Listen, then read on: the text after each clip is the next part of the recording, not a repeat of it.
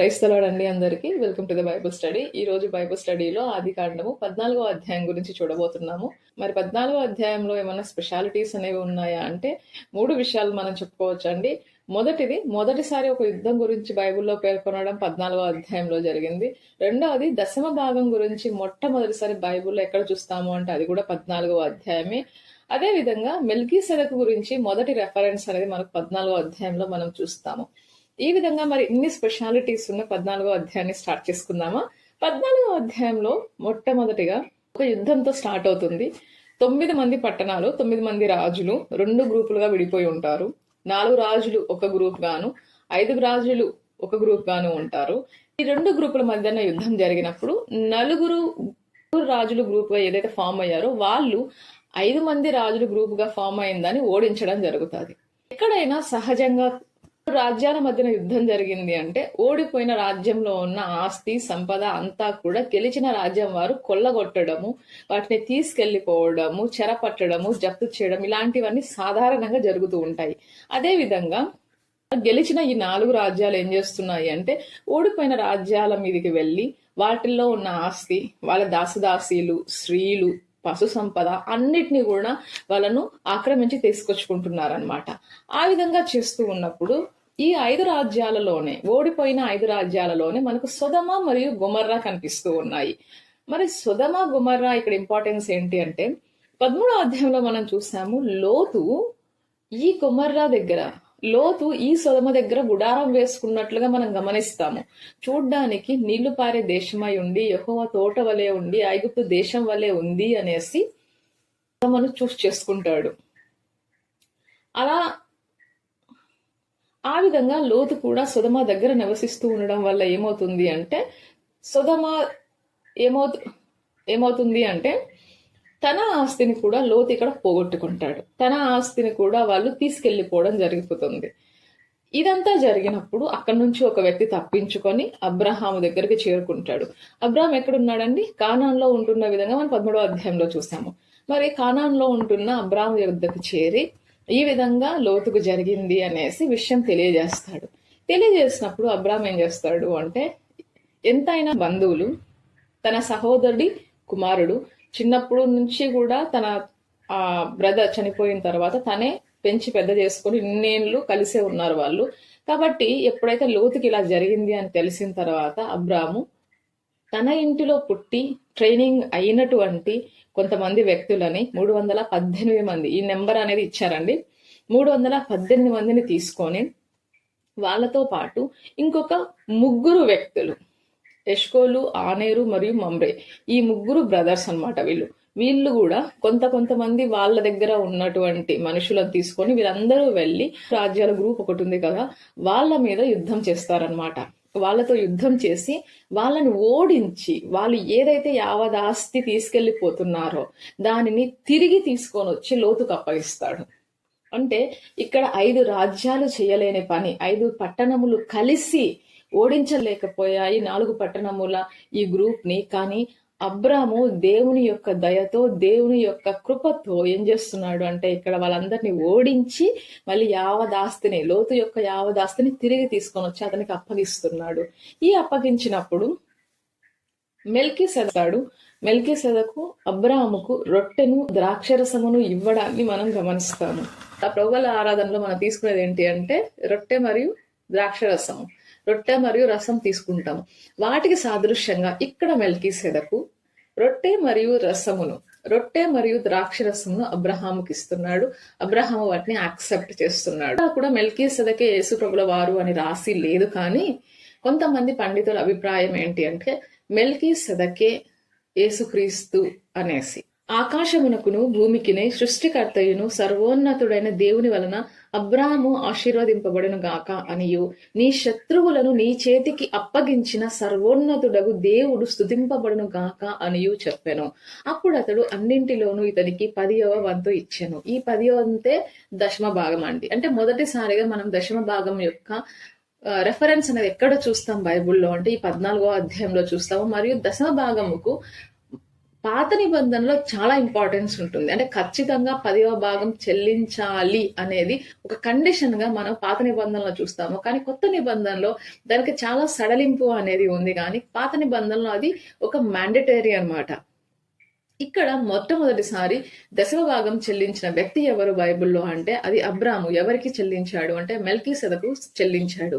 అది జరిగిన తర్వాత అబ్రామ్ దగ్గరికి సుధమరాజు వస్తాడు. అబ్రామ్ను కలిసి నాకు మనుషులనిచ్చి, అంటే నా రాజ్యానికి సంబంధించిన మనుషులు ఉంటారు కదా, వాళ్ళని నాకు ఇచ్చేయి, కానీ ఆ ఆస్తి ఏదైతే నువ్వు రిట్రీవ్ చేసుకొని వచ్చావో అదంతా నువ్వే తీసుకో అనేసి సుధమరాజు అబ్రామ్ చెప్తాడు అనమాట. సుధమరాజు అబ్రామ్కి ఆ విధంగా చెప్పినప్పుడు అబ్రామ్ దాన్ని ఒప్పుకోడు, అంగీకరించడు. ఎందుకు అంటే నూలు పోగైనను చెప్పుల వారైనను దేన్ని నేను యాక్సెప్ట్ చేయను. ఎందుకు అన్నప్పుడు నా వలన అబ్రాము ధనవంతుడయ్యాడు అని నువ్వు చెప్పడం నాకు ఇష్టం లేదు అంటాడు. ఎందుకంటే దేవుని కృప వలన, దేవుని దయ వలనే అబ్రాము ధనవంతుడు అయ్యాడు అని చెప్పబడాలి అనేది అబ్రాము యొక్క ఆశ. అంతే తప్ప ఇంకొక మనుషుని పేరు తన గొప్పదనంకి జోడించాలి, తన గొప్పదనానికి కారణం ఇంకొక మనుషుడి పేరు జోడించడము అనేది ఇక్కడ అబ్రాముకు ఇష్టం లేకపోతుంది అనమాట. కాబట్టి అంత ఆస్తిని, ఇది ఒక వ్యక్తి యొక్క ఆస్తి కాదండి, మొత్తం వాళ్ళు ఎంతైతే దోచుకొని పోతున్నారో మొత్తం ఆస్తి, అంటే కొన్ని పట్టణాల యొక్క ఆస్తి రిటర్న్ తీసుకొని వచ్చాడు అబ్రాము. కానీ అంత ఆస్తి తన కళ్ళ ముందు కనిపిస్తున్నా, అంత టెంప్టేషన్ తన ముందు ఉన్నా కూడా, అంతా తనకే తీసుకోగలిగిన స్థాయిలో ఉన్నా కూడా అబ్రాము దానికి నో చెప్తున్నాడు. నో అనేసి చెప్పి, కాకపోతే తనతో పాటు వచ్చిన ముగ్గురు అన్నదమ్ములు ఉన్నారు కదా, మమ్రే, ఆనేరు, ఎష్కోలు, వీళ్ళు ముగ్గురు ఉన్నారు కదా, వాళ్లకు రావలసిన భాగం, అంటే వాళ్ళకు రావాల్సిన భాగం అది మీరు ఒక చారిటీగా ఇవ్వడం లేదు, వాళ్ళకు రావాల్సిన భాగం ఏదైతే ఉందో వాళ్ళ భాగం వాళ్ళకి ఇచ్చేసేయి, వాళ్ళ భాగం వాళ్ళను తీసుకోనివ్వు, కానీ నా భాగం అయితే అవసరం లేదు అని అబ్రాము సొదమ రాజుకు చెప్తాడనమాట. దీంతో మనకు 14వ చాప్టర్ అక్కడికి ముగుస్తుంది. అంటే 14వ చాప్టర్ లో ఓవరాల్ గా ఉన్న ఇన్ఫర్మేషన్ ఏంటి అంటే, ఒక యుద్ధం జరగడము, ఆ యుద్ధంలో లోతు యొక్క ఆస్తిని కూడా చెరపట్టడం జరుగుతుంది. లోతు యొక్క ఆస్తిని పోగొట్టుకోవడము, లోతు యొక్క పరిస్థితి తెలిసిన అబ్రాము తనతో కొంతమందిని తీసుకెళ్లి ఆ గెలిచిన రాజులను ఓడించి తిరిగి లోతు యొక్క యావదాస్తిని వెనక్కి తీసుకొని వస్తాడు. అదే విధంగా మెల్కీసెదకుతో పరిచయము మరియు సొదొమ రాజు ఇచ్చిన ఆఫర్ ని తిరస్కరించడము, కానీ తనకు హెల్ప్ చేసినటువంటి ఎష్కోలు, ఆరేను మరియు మమ్రే యొక్క భాగములు వారికి దక్కే విధంగా సుధమరాజుతో మాట్లాడడం, ఇది మనం 14వ అధ్యాయంలో క్లుప్తంగా చూసే విషయం అన్నమాట. మరి 14వ అధ్యాయం నుంచి మనం నేర్చుకోవాల్సిన విషయం ఏంటి? ఈ 14వ అధ్యాయంలో మనం నేర్చుకోవాల్సిన విషయాలు ఏమైనా ఉన్నాయా? ఉంటే అవి ఏంటి? ఏ విధంగా అవి నేటి కాలానికి మనకు ఉపయోగపడతాయి అనేది మనం ఒక్కసారి చూద్దాం. మొదటి విషయము, సొదొమ రాజులు ఓడిపోవడం. లోతు ఆ సొదొమ గొమొర్రా పట్టణములు చూసినప్పుడు అవి యెహోవా తోట వలెను, ఐగుప్తు వలెను నీళ్లు పారే దేశములుగా కనిపించాయి. అంటే చూడడానికి బాగా ఉన్నాయి, కలకల్లాడుతున్నాయి, డెవలప్మెంట్ బాగుంది. ఇది చూసిన లోతు దాన్ని సెలెక్ట్ చేసుకున్నాడు. అంటే చూసి సెలెక్ట్ చేసుకున్నాడు. కానీ దాని అసలు పరిస్థితి ఎలా ఉందండి? కానీ యుద్ధం చేయాల్సిన పరిస్థితుల్లో కానీ, ప్రతికూల పరిస్థితుల్లో కానీ సొదొమ యొక్క పరిస్థితి ఏమైంది అంటే ఓడిపోవడం జరిగింది. అంటే అది ఓటమి చవి చూసే విధంగా లోపలి నుంచి శక్తి లేని ఒక రాజ్యంగా సొదొమని ఇక్కడ మనం చూడొచ్చు. కానీ ఆ శక్తి లేని రాజ్యం బయట నుంచి చూడడానికి చాలా కలకలలాడుతూ బాగున్న రాజ్యము. మరి లోతు ఏ విధంగా అయితే బయటి నుంచి చూసి దాన్ని సెలెక్ట్ చేసుకున్నాడు, ఎందుకంటే బయటికి బాగున్నాయి కదా అని సెలెక్ట్ చేసుకుంటే వారి యొక్క హృదయాలు ఎలా ఉన్నాయో మనకు తెలియదు, వాటి యొక్క పరిస్థితులు ఎలా ఉన్నాయో మనకు తెలియదు. రేపొద్దున వాటి చేత మనం చెరపట్టబడతామే, వాటి చేత మన ఆస్తిని మనం కోల్పోతామా, వాటి చేత మన దేవునికి దూరం అయ్యే పరిస్థితి వస్తుందా అని మనల్ని మనం ప్రశ్నించుకోవాలి. రెండో విషయము, అబ్రాము యొక్క ప్రవర్తన. ఇక్కడ అబ్రాము యొక్క ప్రవర్తన మనం గమనిస్తే, లోతు అబ్రాము ఆల్రెడీ విడిపోయాం కదా నాకెందుకు అనేసి అబ్రామ్ ఖాళీగా కూర్చోలేదు. ఎప్పుడైతే తన అవసరము తన వారికి ఉంది అనేసి అబ్రాము చూశాడో, తన మనుషులను పోగేసుకున్నాడు, తన చుట్టుపక్కల మనుషులను పోగేసుకున్నాడు, వెళ్లి వారితో యుద్ధం చేసి గెలిచి తీసుకొని వచ్చి ఆ ఆస్తిని అప్పగించాడు. మరి ఆ పరిస్థితుల్లో ఆ విధమైన ఆలోచనలతో మనం ఉంటున్నామా? మనకు తెలిసిన వాళ్ళకు, మన బంధుమిత్రులకు, మనకు కావాల్సిన వాళ్ళకు, మన తోబుట్టువులకు, మన స్నేహితులకు మన అవసరం వచ్చినప్పుడు ముఖం చాటేస్తున్నామా? లేదు అంటే మన చేతనైన సహాయం చేస్తున్నామా? నేను సహాయం అంటే పూర్తిగా ఒకవేళ వాళ్ళు ఒక ₹1,00,000 అప్పులో ఉన్నారని మిమ్మల్ని ₹1,00,000 కట్టండి అని చెప్పట్లేదు. కానీ వాళ్ళకు చేతనైన సహాయం మన వల్ల ఏదవుతుందో అది మనం వాళ్ళకు చేస్తున్నామా? లేదు అంటే ఈ లోకంలోని మనుష్యులలాగా, ఈ లోక సంబంధులలాగా వాళ్ళు బాధపడే విధంగా, వాళ్ళ మనసు బాధపడే విధంగా మాటలతో వాళ్ళని హింసిస్తున్నామా? లేదంటే మన కార్యాలతో వాళ్ళను ఆదరిస్తున్నామా అనేది మనం ఇక్కడ గమనించుకోవాల్సిన విషయం. మూడో విషయం, సొదొమ రాజు ఎప్పుడైతే అబ్రాముకు అంత పెద్ద ఆఫర్ ఇచ్చాడో, అది ఒకరి ఇద్దరి ఆస్తి కాదండి. అది కొన్ని పట్టణాలు మొత్తం ఎంత ఉంటుందో అంత ఆస్తి ఉంది అక్కడ. ఒక్క పట్టణమే వేసుకోండి, మొత్తం అన్ని వదిలేసి కేవలం సొదొమ ఆస్తి మాత్రమే తీసుకెళ్లారనుకోండి, అది మాత్రమే అబ్రాం వెనక్కి తెస్తున్నాడు అని మనం ఊహించుకుందాం. అది ఒకరిది ఇద్దరి కాదు కదండి, కొన్ని వందల మంది ఉండొచ్చు, కొన్ని వేల మంది ఉండొచ్చు. అంతమంది ఆస్తిని వెనక్కి తెస్తున్న అబ్రామ్కి రాజు ఏం చెప్తున్నాడు అంటే, అంతా నువ్వు తీసుకో అంటున్నాడు, మనుషులను మాత్రం నాకు ఇవ్వు అంటున్నాడు. ఎందుకంటే రాజు అనేవాడు దేని మీద పాలన చేస్తాడు అంటే, వస్తువుల మీద, అలంకరణల మీద, లేకపోతే ఖాళీగా ఉండే ఇండ్ల మీద కాదండి, మనుషుల మీద రాజ్యం చేస్తాడు. కాబట్టి అతనికి మనుషులను అడుగుతున్నాడు, కానీ ఆస్తి కావాలంటే నువ్వే తీసుకో అంటున్నాడు. కానీ ఆస్తిని నువ్వు తీసుకో అనేసి సొదొమరాజు చెప్తున్నప్పుడు ఇక్కడ అబ్రాము నో చెప్పగలుగుతున్నాడు. మరి అదే విధంగా మనము నో చెప్పగలుగుతున్నామా? మనం కష్టపడనిది, మనది కానిది, వస్తువు కావచ్చు, ఆస్తి కావచ్చు, ఏదైనా మనకు వస్తున్నప్పుడు దానికి నో చెప్తున్నామా? దాన్ని మనం తీసుకుంటున్నామా? ఎందుకంటే మనకు ఒక ఆజ్ఞల్లో, పాత నిబంధనలో ఉన్న మోషే ధర్మశాస్త్రంలో ఉన్న ఆజ్ఞల్లో ఒకటి ఏంటి అంటే, నీ పొరుగు వానిది ఏది కూడా, అది పశువులు కావచ్చు, దాసదాసీలు కావచ్చు, భార్యను కావచ్చు, దేన్ని కూడా మనం ఆశించకూడదు. అది ఒక కండిషన్. మనల్ని మనం ప్రశ్నించుకోవాల్సిన వారంగా, పరీక్షించుకోవాల్సిన వారంగా ఇక్కడ ఉంటున్నాం. నాలుగో విషయం ఏంటి అంటే, అబ్రాము తనకు సహాయం వచ్చిన స్నేహితులకు అన్యాయం చేయడం లేదు. వాళ్ళ భాగములు వాళ్ళు తీసుకోగలిగే విధంగా, అంటే అబ్రాము తన భాగాన్ని కాదనుకుంటున్నాడు, కానీ స్నేహితులు ఎవరైతే తన సహాయానికి వచ్చారో వాళ్ళ భాగం విషయంలో ఇతను నిర్ణయం తీసుకోవడం లేదు. వారి భాగం వాళ్ళకు దక్కే విధంగా సొదొమ రాజుతో మాట్లాడుతున్నాడు. ఇక్కడ స్వార్థంగా ఆలోచించట్లేదండి, నాకు లేదు కదా వాళ్ళకెందుకు అని ఆలోచించట్లేదు. వాళ్ళ భాగములు వాళ్ళకు దక్కే విధంగా, వాళ్ళ భాగములను వాళ్ళకు తీసుకున్న నిమ్ము అని సొదొమ రాజుతో చెప్తున్నాడు. కాబట్టి ఇది ఇంకొక విషయము, మన అబ్రాహాం నుంచి నేర్చుకోవాల్సిన విషయము. మరి ఇన్ని విషయములు మనకు 14వ అధ్యాయంలో కనిపిస్తున్నాయి. మరి అన్నిటికన్నా ఇంపార్టెంట్ ఏంటి అంటే దశమ భాగము. ఎందుకంటే దశమ భాగం చాలా వివాదాస్పదమైన అంశము అనేది నా అభిప్రాయము. మనకు పాత నిబంధనలో దశమ భాగం గురించి చెప్పాలి అంటే అది ఒక కండిషన్, అది ఖచ్చితంగా ఇవ్వాల్సిందే, దేర్ ఇస్ నో డౌట్. కానీ కొత్త నిబంధనలో చాలా వరకు సడలింపు కనిపిస్తారు. నాకు కనెక్ట్ అయిన విషయం ఏంటి అంటే మత్తయి సువార్త 22వ అధ్యాయంలో మనకు ఒక మాట ఉంటుంది.